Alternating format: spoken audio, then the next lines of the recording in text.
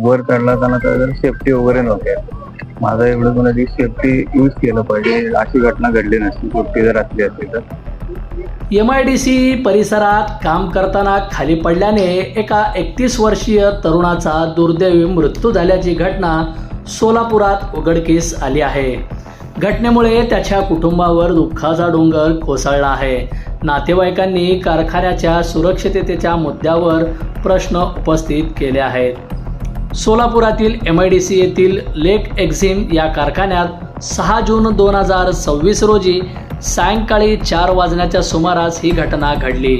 प्रवीण हणमंत अंजनाळकर वय वर्ष 31 हे काम करत असताना अचानक खाली पडले.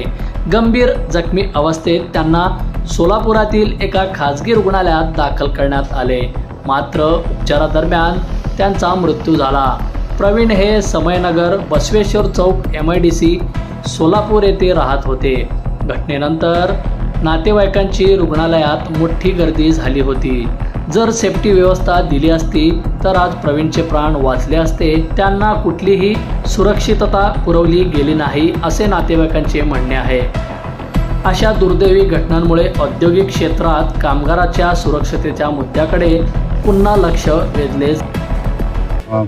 मृत झालेल्या व्यक्तीचं नाव आहे प्रवीण अंजनाळकर. प्रवीण अंजनाळकरचा भाऊ आहे मी. तर तो लेक लेक्झिम ह्या कंपनीमध्ये काम करत होता.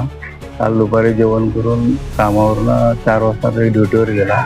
ड्युटीवर गेल्यानंतर असं 4:30 वाजता आम्हाला 4:30 दरम्यान आम्हाला फोन आला की तो वरून पडलाय, पत्र्यावरून डोक्यावर पडलाय आणि त्याला आम्ही दवाखान्यात घेऊन चाललोय. तर दवाखान्याला जाऊ सर आम्ही जाऊ सर फॅमिली सगळं तर तिथं मृत घोषित असे केले. मग काय काम करत त्याने तिथं फिटर म्हणून कामाला होता. कंपनीमध्ये फिटर म्हणून कामाला होता. मागील 15 ते 18 वर्षापासून तिथे कामाला होता. त्याच कंपनीमध्ये लहानाचा मोठा त्याच कंपनीमध्ये झालेला आहे तो. आणि त्याने वर चढताना तर सेफ्टी वगैरे नव्हते. माझा एवढं मला सेफ्टी यूज केलं पाहिजे, अशी घटना घडली नसती सेफ्टी जर असली असती तर. फ्युचर कोणासोबत होऊ नये असं म्हणतो मी.